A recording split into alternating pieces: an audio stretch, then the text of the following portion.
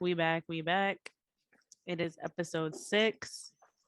And just a disclaimer, I got the mic, so I'm gonna be a little bit crisp, while thing 2 gonna be a little bit crunchity audio wise.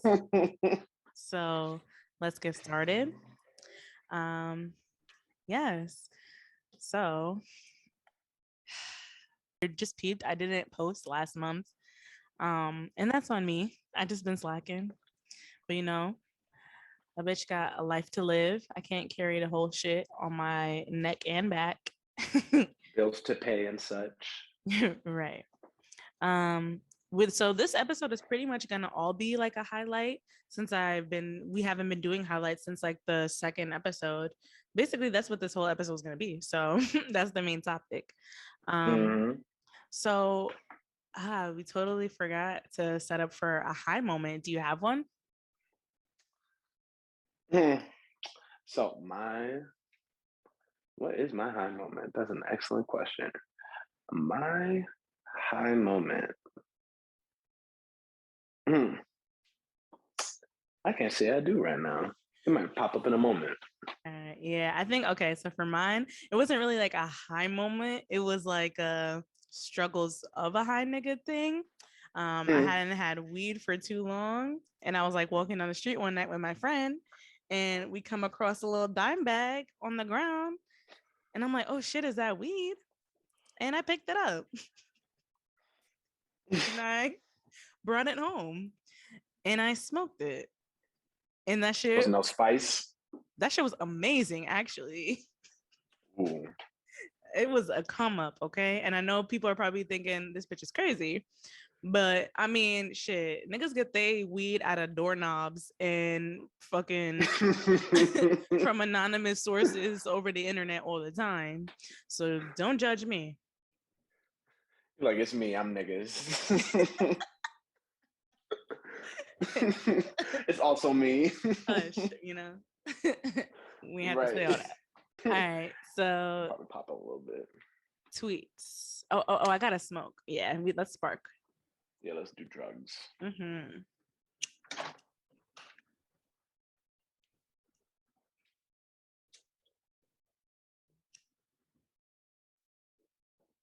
Also, smoking tip for y'all: adding chamomile to your blends instead of that Fronto shit is really where it's at. That chamomile makes it feel like it's a different type of high for me personally, and it tastes and smells way better. I think it masks the smell of weed. OD. Ooh, that sounds like a good little hint. I be missing my splaffs every now and then too. I'm not gonna lie. Yo, what?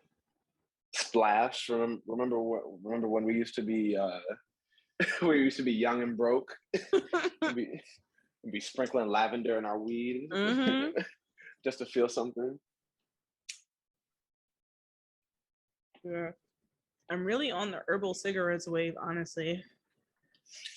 Or I don't like the connotation of the word cigarette, so herbal joints. Right. Herbal cigarette sounds like, are you smoking a marijuana cigarette? All right, so I'm gonna read one of my tweets. So if it is a month, my first tweet is that to be, I don't know, should we say the names of the person that tweeted it? I feel like that's only fair, right? If we have it.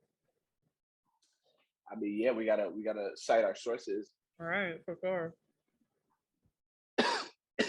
So from now on, we're gonna cite that. Why am I shit acting like this? All right. So the first one is by @FlyChai.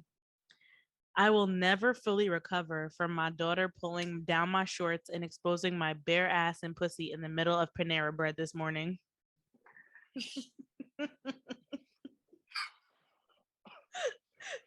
Bro.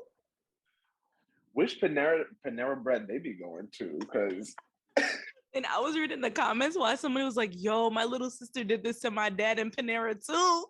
It's something about Panera that got the babies wilding. Right. Why Panera Bread the place for assault? Flashing. And then somebody else in the comments was like, one woman's misfortune is another woman's birth control. And I agree 3000%. You know what? I definitely see that though. Because he was like, "Ooh, you know what? Never again." He said, "You know, I should move that. I should move that appointment closer. That tube tying appointment. let's push that to tomorrow." If only they let you. Right. Mad funny. You getting fondled by the flatbread and shit in Panera. That's OD. The smoothies is giving you the eyebrows like, Right. Them salacious smoothies. We talking about, yeah, I'm gonna diddle my wife in Panera. All right, what's your tweet? All right, my tweet is stupid. So my first tweet.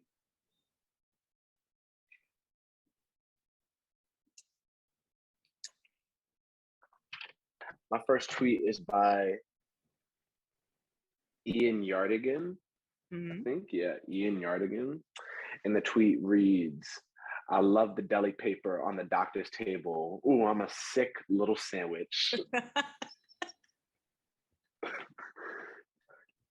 I actually love that. Right. I hate getting on that table because I'm always gonna rip that paper. I feel that too. It's just like, I know it's not supposed to be perfect all the time, but like I'm trying to keep that shit fresh. It's like it's like walking into somebody's house and you just put your whole like sneakers on their bedspread. That ass, except for it's your bare ass on this fucking chair. Right. And they put you in that gown like it's really about to do something. Like it's gonna stop something. Right. It's like doctor, nurse, whoever, y'all gonna see what y'all gonna see regardless. Like, come on. All right, so my second tweet is by how the fuck Biera on the beat. And it says, "Saying nigga said before a joke make it 10 times funnier." And that shit is so on point. But you know what I peeped is that like I feel like the nigga said is like a sprinkler of a tester. So if niggas don't laugh at the joke, you're like, well, I mean, I didn't say it, nigga said. Yeah, you get to dismiss blame. You get to pass off blame. Thanks. But if it is funny, then it's like, and you know that nigga made that shit up, then you're like, what are you like? Nigga said like the illustrious niggas. The nigga brigade. The nigga army. No, but what be happening to me? The nigga navy. Yo, okay, we will talk about that one day. But no, what be happening to me is like I will say a joke or something, but what I used to do when I was younger, I would say something mad funny, but I would say it on the low, and only a few people would catch it. So then they would pull a nigga said and say what I said, but louder, and everybody would laugh, and I would just be there like mad as shit, low key. Like y'all ain't gonna cite me. You're not even come on, I'm right here, bro. Right. Niggas right here. It's me. I'm niggas. Niggas. Guys. You're trying to rip off, you're trying to pull off your mask like it's Scooby-Doo or some shit. You're like, guys, it's me, I'm niggas. What's your second one? My second tweet is from Nate's Files. White people see that they ugly and now all of a sudden they non-binary and autistic. Oh my God.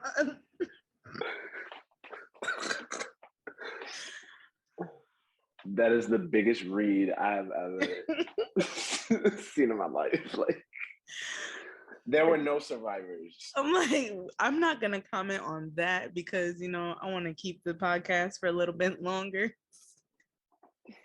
I'm like, oh my God. But nigga said. Nigga said. Right. Nah, that nigga Nate Files said. So get on him. We just reported. Said, right, at him. Respect on his name. That'd be mad funny. Like, you know, they be trying to be a victim so bad sometimes. Honestly, I've seen this. I saw this one TikTok that was actually very, very funny. It was talking about how this guy said he was like, it was like this white guy. He said, "Is this white gay guy?" He was like, when white gays try to be a double minority, and it's like it's a list of them. It's like gay, it's like gay with divorced parents, weak. gay with IBS, gay and can't host, I'm weak. gay in a short top. Oh, I know my brother's is down bad. When I saw that was funny because you know what? Again, another read. This just. I mean, there be truth sprinkled in almost all jokes. I won't say all. Almost. You know, yeah, exactly, yeah. Or there be subjective truth. That person's truth in every joke because shit. Yeah. See that? I forgot where I heard this. It was just talking about the idea of how like a joke always taps into like it's like the most honest. It's the ability to people to be the most candid. About like current affairs or everything like that. Like talking about how like a lot of current events were first like more easily expressed through comedy. Right. Am I trying to tell jokes? Because I'm just like, you know what? We laughing because it's real, and we're glad somebody said it. Like, and it's like shit. I can see where you're coming from. That doesn't necessarily mean niggas agree on every point, but I see where you're coming from. You know, right? Exactly. I can sympathize with that. The thing I don't fuck with is like when people like just say straight up like dumb or rude shit and be like, I was joking, knowing damn well you wasn't joking. The only reason why it's a joke now is because you're getting clapped at. It's because you buns, Brenda. You was getting clapped at. You thought you was being cute, and now see me outside, Brenda. Right. Let's talk. Let's chat outside, Brenda. You want to go, Brenda? Ain't no chat. It's hands first, feet next. Hands first, feet next. Hilarious. It'd be like that. So yeah, basically our main topic this month, I mean, even though it's a month off, we're recording this in June. So, it's around Juneteenth, just happened. And it's also Pride Month, period. We already know we celebrating. I haven't done any gay activities and I'm mad about that. But, I've watched gay activities. No homo, no sexual. I participated in gay media and books. Okay. Yes.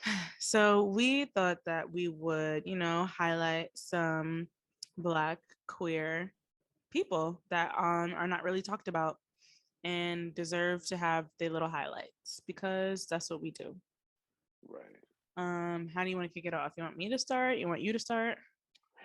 You can start yours. Okay. So for mine, I have Marielle Franco, born in July 27th. That's the day before my birthday, 1979.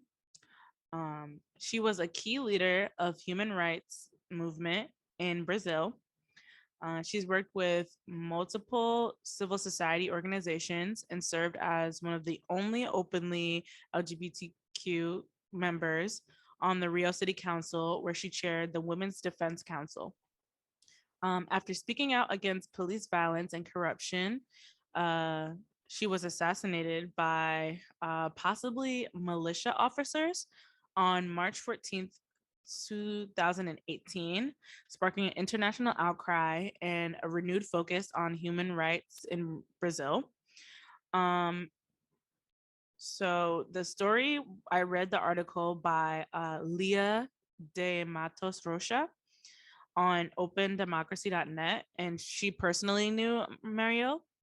So this is like a quote from her, from Leah. It says, the struggle for LGBT rights was not prominent in her activism, but the theme rose to importance after she declared her relationship of 15 years with the architect Monica Benicio. And you can watch the short documentary called Marielle and Monica on YouTube on the Guardian's channel. It's like, Ooh. yeah, the article that Leah wrote was like very in depth about Marielle. It was really good, and I haven't watched the documentary yet, but I'm going to for sure. Where's the documentary on? It's on YouTube. You can watch it on YouTube on The Guardian. That's like the journalist. Oh, that's the channel. Yeah, The Guardian, but I think they're also like their own thing, like a magazine or a journal or a newspaper or something. So you can either go on their website or you can go on YouTube on their channel. Okay. And you can follow me up with yours. Okay. So my first person is, where did he go?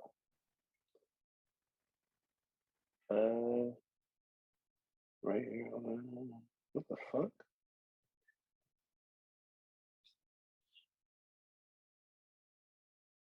Here we go. Here we go.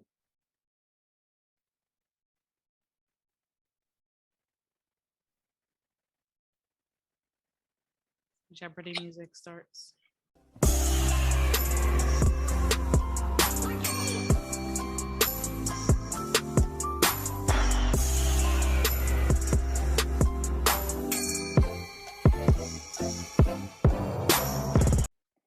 So Frankie Knuckles.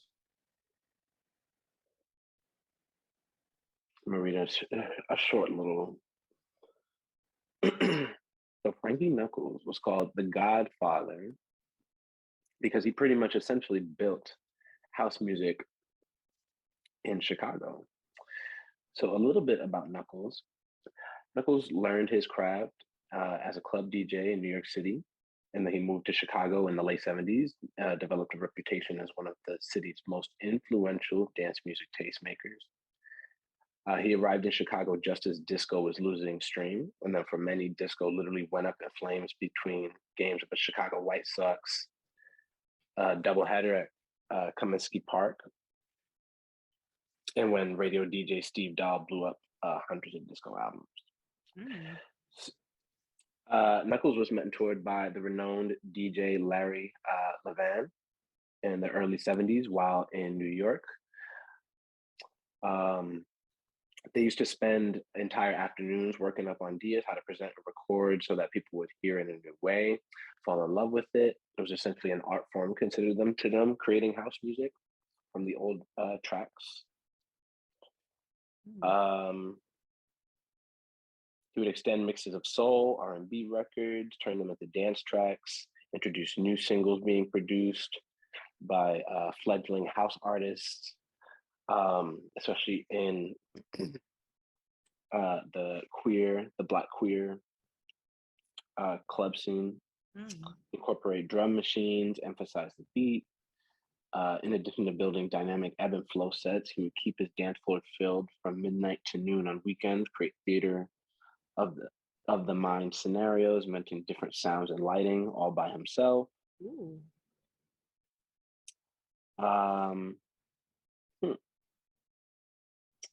And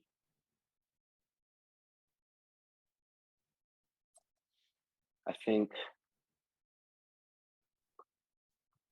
he reflects on his house music reputation as a soundtrack for hedonism, though much of his dance music he loved has a very melancholy flavor, a yearning that evoked gospel and soul, as described by some. He championed house music that wasn't just about rhythm, but that embraced humanism and dignified struggle as well. It was in keeping with his belief that the dance floor was a safe haven for the gay, African American, and Hispanic communities that first embraced him. I love that. He would say, God has a place on the dance floor, and we wouldn't have all the things we have if it wasn't for God. We wouldn't have the one thing that keeps us sane, which is music. It's the one thing that calms people down. He was very, very passionate about his craft.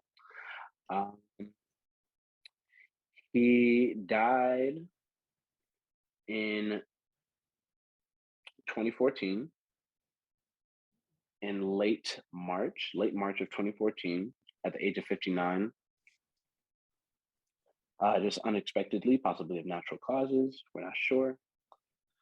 But he will be always revered as the godfather of house music and the inventor of house music before it spread into Europe.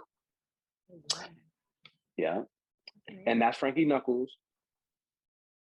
That's awesome, honestly. And it's like so crazy because it's like I was just reading something earlier about how house music is like coming back, especially like with this new Drake album. I don't know if I would call it house, but I mean it's like dance, and you know, people be correlating the two. Yeah, it's cute. Yeah, like I don't really, like, I wouldn't say I fuck with it, but you know, it's there. It's something you could twirl your hair to or whatever. Yeah, we'll bop in the club if I have like 3 drinks in. But but Frankie is the originator of all that thing, and he deserves his flowers, and he's getting them today in a bouquet. Yes, all of it. So for my other person, her name is Miss Major Griffin Gracie, born in October 25th, 1940. I found this information on AstreaFoundation.org and jcfs.org. So Miss Gracie grew up in Southside Chicago and moved to New York in the early 60s. She is a veteran of the historical Stonewall and a survivor of Attica State Prison. She's also a former sex worker, elder, and community leader and human rights activist. After being incarcerated for 5 years following the first night of Stonewall, she moved to Cali, working on nonprofits addressing AIDS and advocating for prison abolition. In 2005, she began working at the Transgender Variant and Intersex Justice Project, where she became the executive director. In 2015, she moved to Little Rock, Arkansas, and founded the House of Griffin Gracie, a retreat house for the community with programming on survival skills, healing, advocacy, and etc. You can also check out her documentary Major with an exclamation point for rent or purchase on Prime right now. Lit. Yes. And sorry for me saying we love a lot. That, you know, that's a placeholder. Right. It's a comma. Gotta work on that. Right. No, but we love that. We love seeing community organizers. We love seeing I always think it's so powerful seeing people like have such a journey of just like having so many different jobs or like having so many different footings in their community that like they know how to rally people together like that. Like that really takes a power for that. Like and I love that like she's still around, you know, and her story's being told and everything, and she gets to see the fruits of her labor. Because I feel like we're always told so many stories about like, you know, losing our elders, and like here she is thriving. Right. Still able to tell her story. Right. Okay. So one I want to pick, because I'm getting more and more curious about her more recently too, is Miss Audre Lorde. I love her. We're gonna give flowers to her. Yes. Audre Geraldine Lorde, full government, was born on February 18th, 1934, to Frederick and Linda Belmar Lorde, immigrants from Grenada. Youngest of 3 sisters, growing up in Manhattan. She was a city girl. As a child, Lorde dropped the Y from her first name to become Audrey, with no Y. Come correct. She's always loved poetry. She was always working a variety of jobs in New York and Connecticut. Studied at the National University of Mexico in Cuernavaca. She grew a lot of confidence in her identity as a lesbian as well as a poet, and earned her bachelor's degree from Hunter College and a master's in library science from Columbia. and she worked as a librarian in New York City public schools from 1961 to 1968. Queen. She married Edwin Rollins, who was a white gay man. Oh. And they had 2 children named Elizabeth and Jonathan. But they divorced in 1970. So they were together for about 8 years. They were married.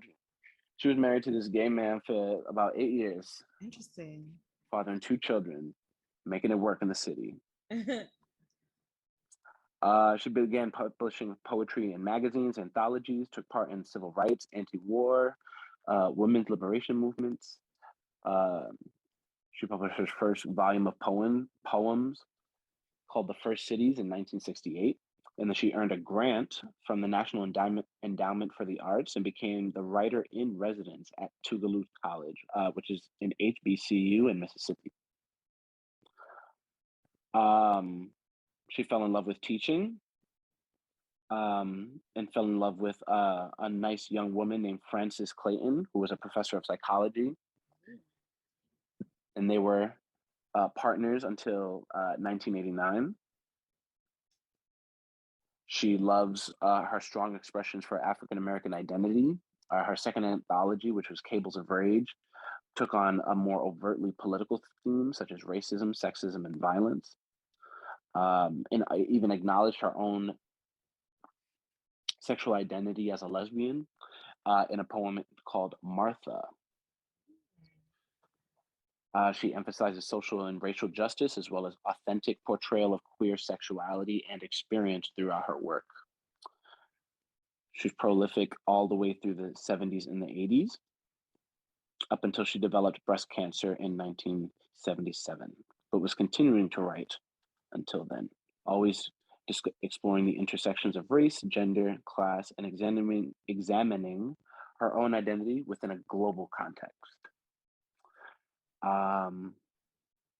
She has written tons of poems, essays on essays, and her advocacy was superb, top tier. So we love Audrey. Absolutely. I actually bought Sister Outsider, and I got pretty far in it. And it's just like a collection of a bunch of her essays, just talking about, you know, being black, and just like her different experiences in that, and queerness, all like, you know, just writing letters to Black women and things like that, and just talking about her own like personal experiences. It's really good. I would recommend it, you know. Sister Outsider. Sister Outsider. Is that the one that I think I've heard that recommendation before with it might have been that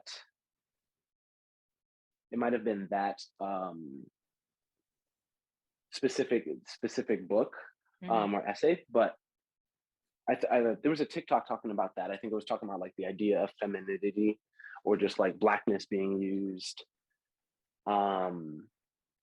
as a form of deviance. Yeah. I think she was discussing it. And there was another one I found, and she was talking about, you know, the dynamics between Black women and their mothers. And that shit is so good. I'm like, somebody, because there's such a dynamic there, and it doesn't get talked about. And like, these women have done the work, so we don't got to. It's just there, and we act like it's not there.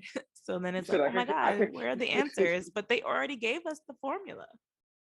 You said I could kick my feet up. So for my third, I'm going to do, oh no, it's not. Well, yeah, it is third. Okay. So for my third, it is mostly the info is about Barbara Smith, but she has a twin and they pretty much work together on this stuff. So Barbara and Beverly Smith, and with the emphasis on Barbara, born in November 16th, 1946. This is from shondaland.com. She did a highlight. So the twins were born in Cleveland, Ohio.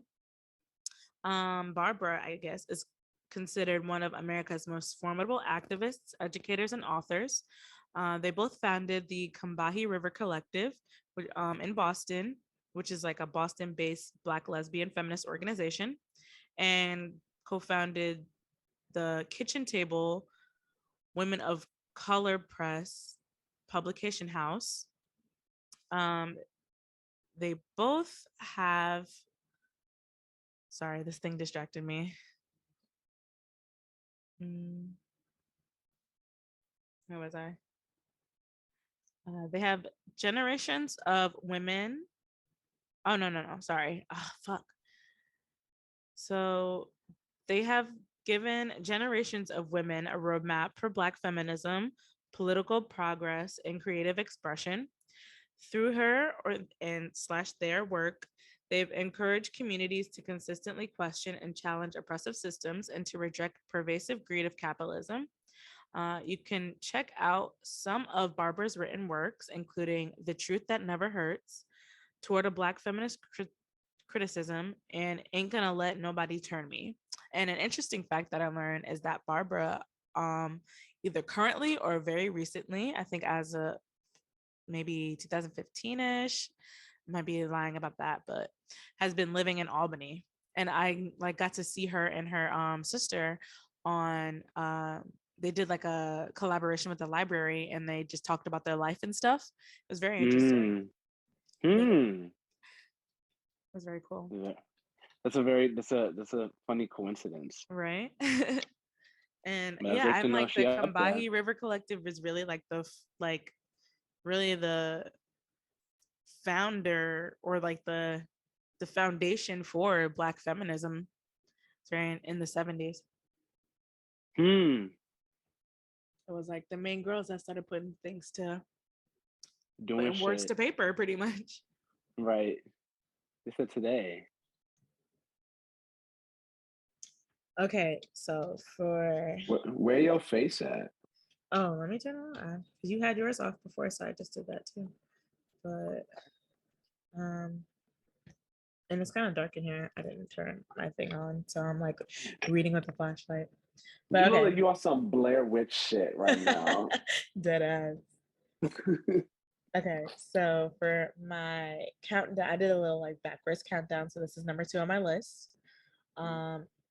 Is Gladys Bentley, and I got this information from the Legacy Project, legacyprojectchicago.org. So Gladys Bentley was born August 12th, 1907, another Leo, because we just do the damn thing. Born in Philly. She was taunted for being overweight and a tomboy.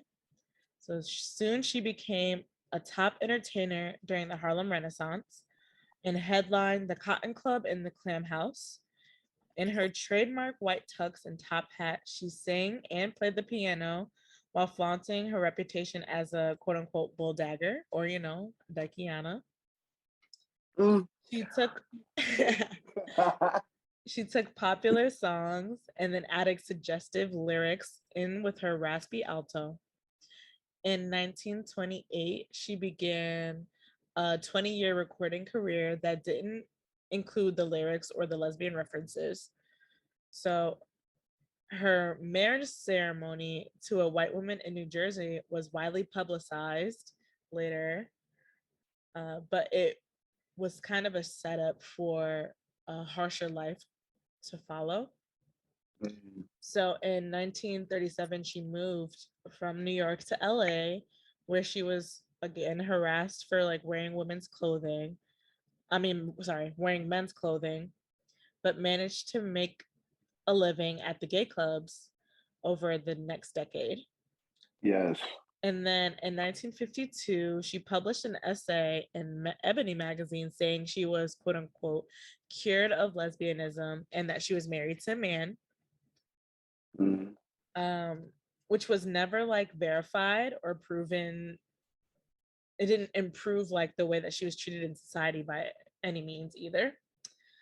So then tragically she died of influenza at the age of 52 in 1960. From the flu, damn. Yeah, right? We hate that. But she, I mean, yeah, I'm about to say 52 is it's still pretty young, honestly. That is young, yeah. But I don't know, that Harlem Renaissance is really like interesting. You can like look up her songs and everything on YouTube if you want to. Like they might have some performances. I'm not sure.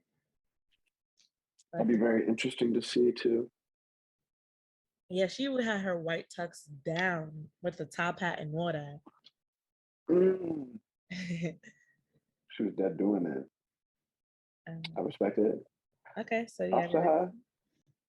All right, my next one is Mr. Yes, we're gonna go here. We're gonna do Mr. Willie Ninja. Hey. Yes.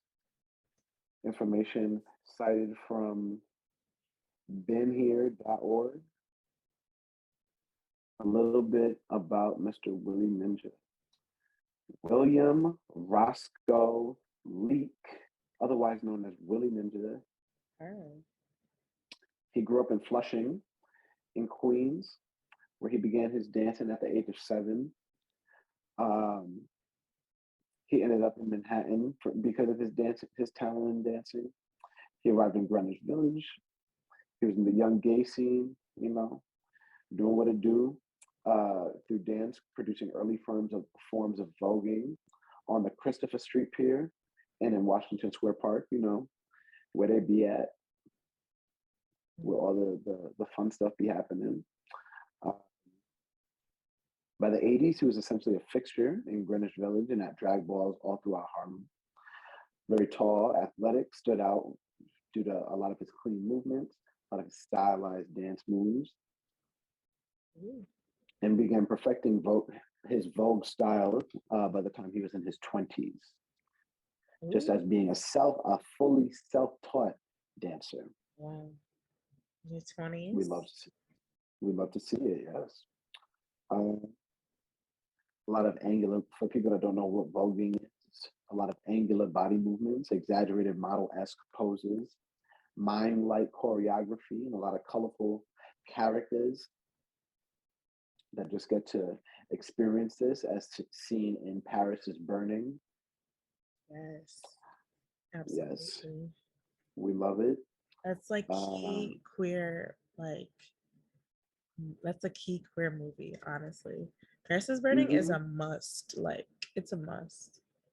I actually still have not seen it. Are you serious? I think they just put it up streaming it's on HBO.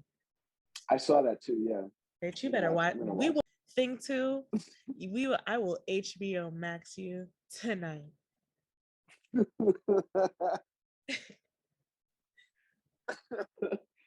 Word. I'll watch that. I've seen Tangerine though. I haven't seen that one. Every time I try to look it up, it's not streaming anywhere. It's something. I saw it on streaming before. I forgot which site. But it was definitely interesting. Definitely a lot of skill. But yeah, now back to Willie Ninja. Oh yes.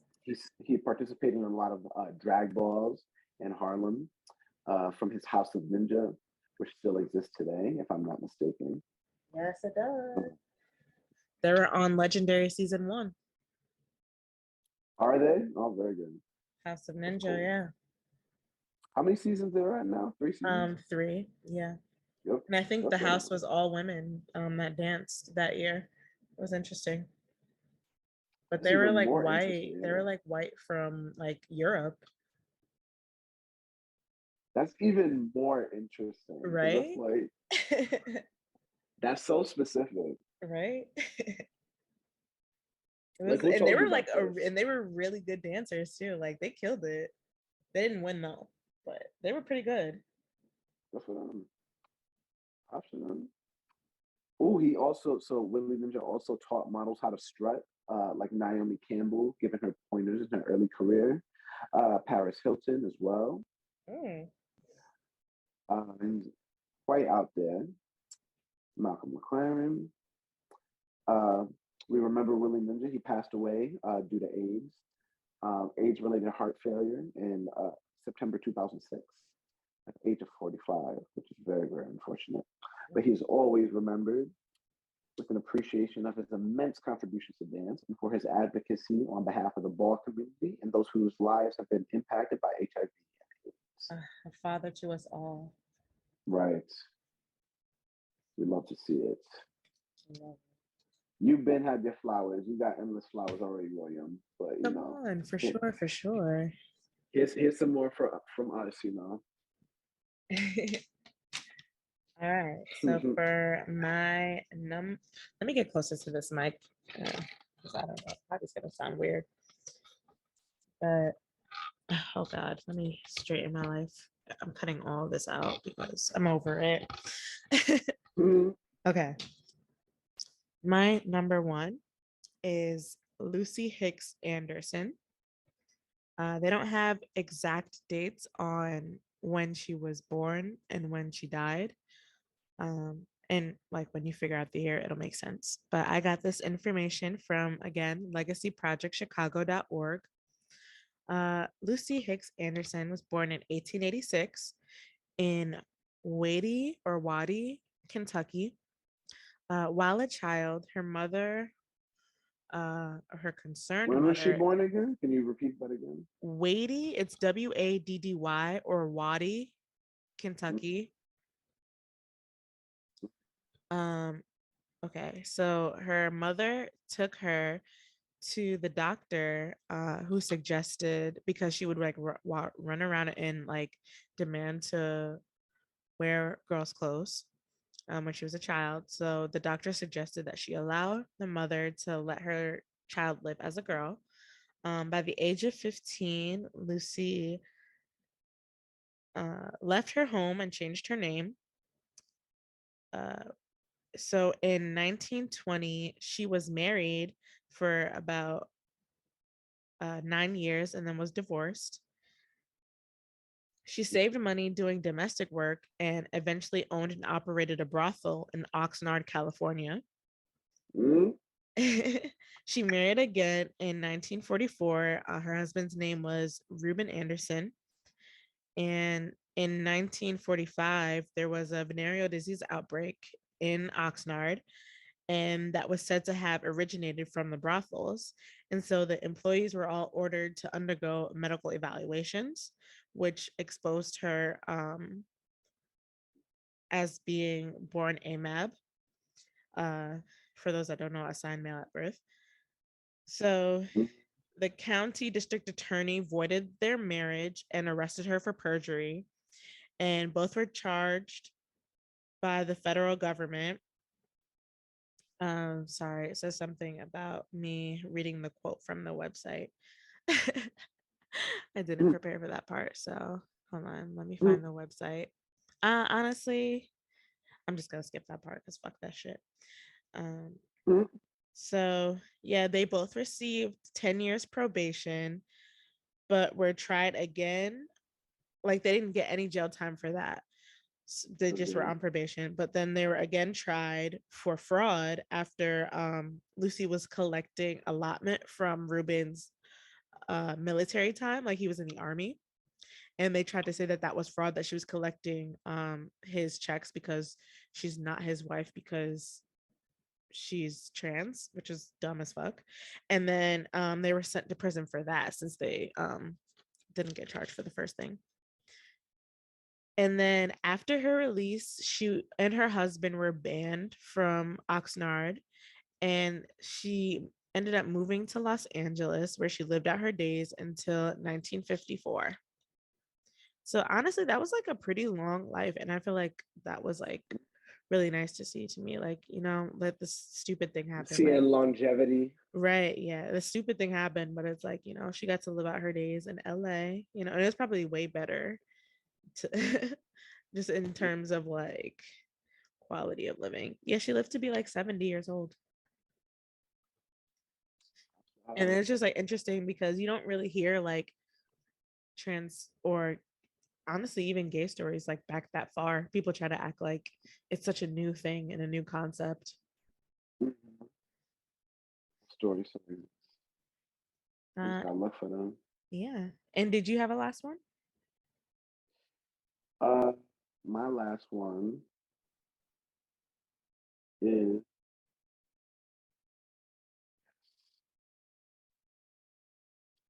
Or was yours ooh, 5? hold on. Where's there we go. Yeah, my last one. His name is Mr.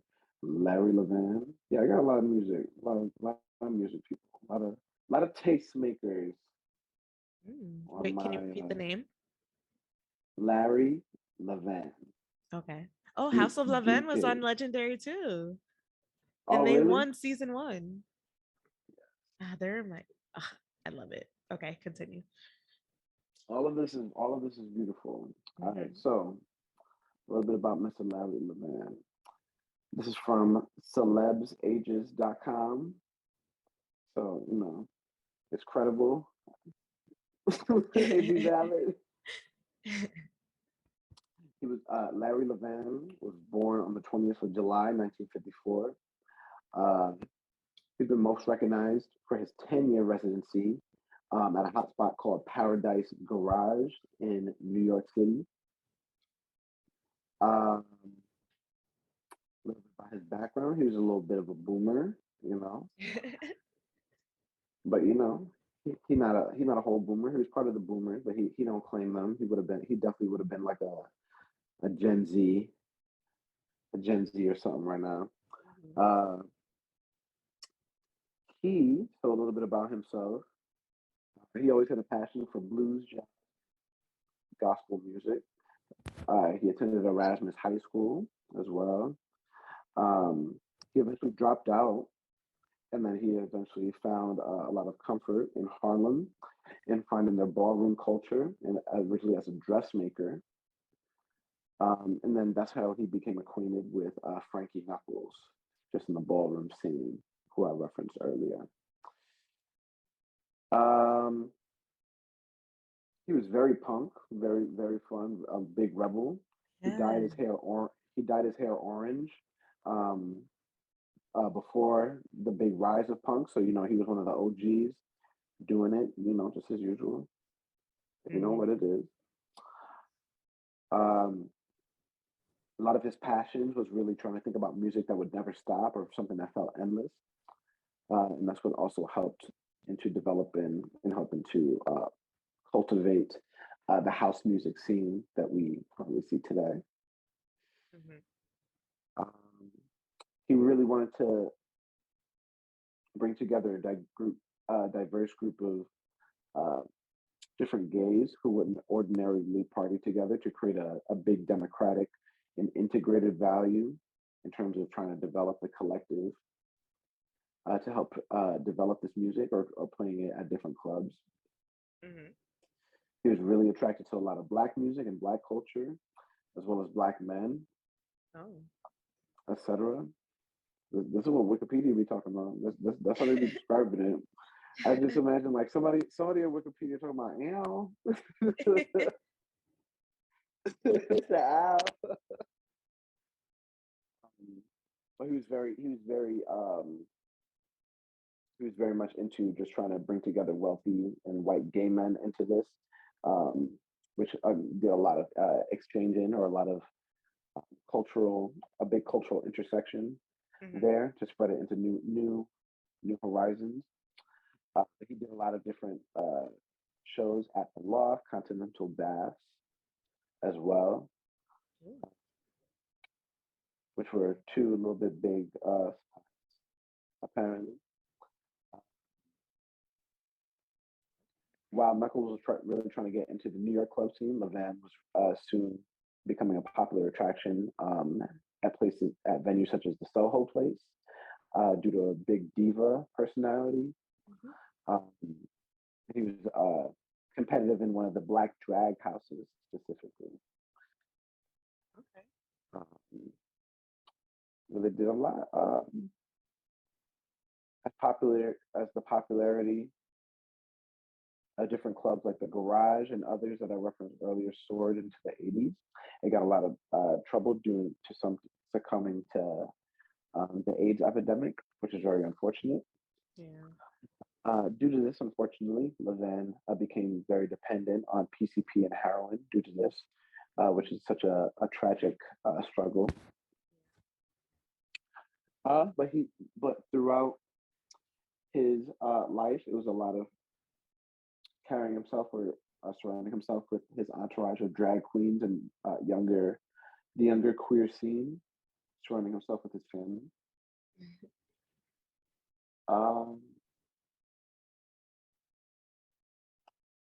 He passed away at 38 due to heart failure caused by endocarditis in November of 1992. But he will always be known. He will always be known and revered as one of the other DJs that helped develop. I hate it. I'm sorry. He will always be revered. One of the cultivators of the house and ballroom scene in New York City. Ooh. So again, we praise and stand. Wait, how do you spell the name? I'm like trying to look up and see what a picture, but it's not coming up, I don't think. Larry and then Levan. Leg V like Victor. Van. Okay. And okay, so what I was thinking of was Lanvin, which is different. But yeah, it's a different name. But okay, let's look at him. Oh, okay. He's a little cutie. Right, he got turntables. Huh? Right, he got face. Yeah, he's giving something. Yeah. Okay. Hanging with Grace Jones and such. Yes, everybody, yes, wanted to hang out with the queen. Right. Where we live on? Open. Okay, well, that is our main topic. Okay, so let's fucking get to recommendations before the shit tries to flame us again. They're just gonna invoice us. I know. This point. Like Zoom, you're not getting my money. I don't give a fuck. Right. Okay, so for let's start with a song. Song recommendation. I've been really feeling. I don't know what it is. I've been really feeling. I'm gonna put two. Glorilla, FNF, Fuck Nigga Free. That song. I'm feeling it. She got me with that one.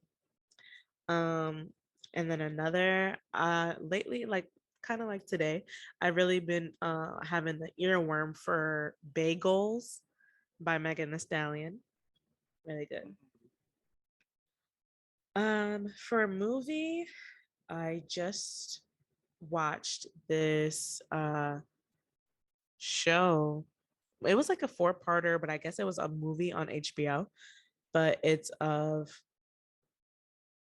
the one about Tina Turner, but it's just called Tina. I watched that. That hit me right in the parts. So that one. And then for a TV show, this one's kind of like, it's all like been HBO stuff lately because I've only been like rewatching stuff on other things. I would say I've been watching this show called Gentleman Jack on HBO, and it's about this like, I don't know, it's a period piece if y'all into those. So it's this lady from like, I don't even know, I want to say 18th century. Her name is Anne Lister, and she's based on a real person. And she's like this tomboy. She's another like, Daikiano. And in 1800s, and she gets the rights to her uncle's land, so she ends up being like the landlord for everybody. And she like just does what she does, like she goes out and leaves the family, goes to different parts of Europe and like be fucking these bitches. Yo, when I tell you my girl got game, she got game. But yeah, so she's come back home finally, and then she meets this girl, and she's like, "Oh, I'm gonna try to like, I know there's something between us, so I'm gonna try to make her my wife and settle down here." So the show's, I think that's kind of where the show is going. That's what they have established so far, and then her going through the things of like, oh, she's doing a man's job and all that other stuff, but it's pretty good so far. Okay. What about you? Gentleman Jack. Yeah. All right. So I'm looking at the thumbnail for this. Okay, I see you. Yeah, it's pretty good. I love period pieces. Word. Oh yeah, I'm curious about this. All right, so my first song recommendations is ooh, yes. So my first song recommendation is "Stay Up" Viagra by 88 Keys and Kanye West. Wow. It's a little throwbacks from 2008. You know, there's there's a little bop. It's fire. Um, and then my second song recommendation has to be this song called ooh, it's actually a house song, which is actually really fire. It's called yeah, I'm very much in the theme of all of my stuff is house right I now. mean, That's it's definitely pride, baby. It's that's what I'm pride. saying. It's the vibe. So yeah, my house recommendation is most likely going to be ooh, it's gonna be tough. Hold up. Yes, it's gonna be the song is called Too Much by Letheret. Letterette. Ooh, Fire. Straight flames. okay. Mm-hmm. Uh my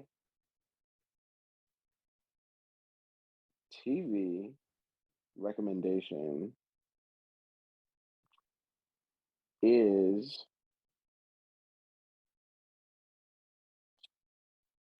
so much good shit. I think it has to be yeah for this week. It's going to be this month, whatever this is, this time period. It has to be. It's also going to be HBO. Atlas Brene Brown's Atlas of the Heart. It's a very good. It's a pretty good series. It's very interesting. So it's talking about like each episode talks about like just different a list of different feelings and just how to Wow. like maneuver through them or like how to name. I'm sorry. My fucking phone is annoying. Continue. That's your phone. No, that's funny. Yeah, because I've been trying to find the name of that fucking thing and I just found it. And it's on Instagram. So every time I go to like my homepage, it makes like it plays Oh, a video. But I'm sorry, continue what you're saying. They just gave me the 10-minute mark. okay.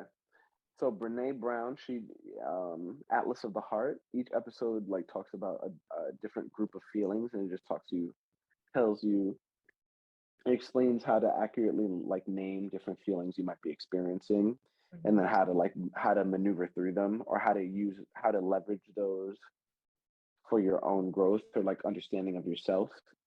Ooh, I like that. Um, yeah, it's really really good, and it's only like 5 episodes, I think. And what is it on? It's on HBO. Yo, HBO got the things. That's what I'm saying. They be Okay. having them. Yeah. Um, and then my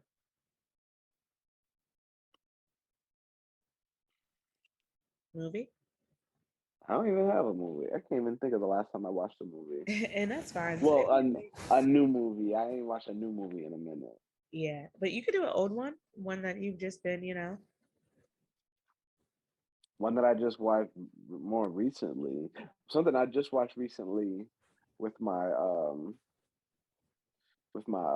partner Ooh, was the reveal. who was right The Bay was reveal. Ooh, I love it. right, was what's it called? Watching Get Out. Oh, that must be interesting. You know, watching that in a chocolate in vanilla the swirl IR, in the IR, relationship, right? IRL, right? in the IR interracial. Oh my god, the IR. Oh my god, that's funny. Yep. Wait, The no, they IR call it the space. swirl community. Yep, the swirl community. Yes. It's a That's very interesting. It's a very interesting watch in yeah. that space. I don't know if I could deal with that cringe personally. No, it's great. It's just like it's like you're watching. It's like you're both watching two different movies Yeah, at that's the true. same time. It's like he got the movie. I got movie plus. I got The the movie in bonus trauma. features. Right. Movie and bits. Movie Extra popcorn bits. and trauma. Right. So yeah, that's def my Rex for Okay. this Oh, app. okay. Well, I guess that is the end of this fucking marathon of an episode. God damn. And Right, but we did it. I'm like, I'm trying to be more professional and see, and now they want to have an ambulance at the end. And I swear at the end of the last episode, there was a loud ass car. They really not trying to get me to be professional at this bitch. I have what, 640. Okay. Yeah, so thank you for tuning in. If you're not, I mean, it's like one person that's consistent. So shout out to you. And yeah, we're gonna get more professional with this soon.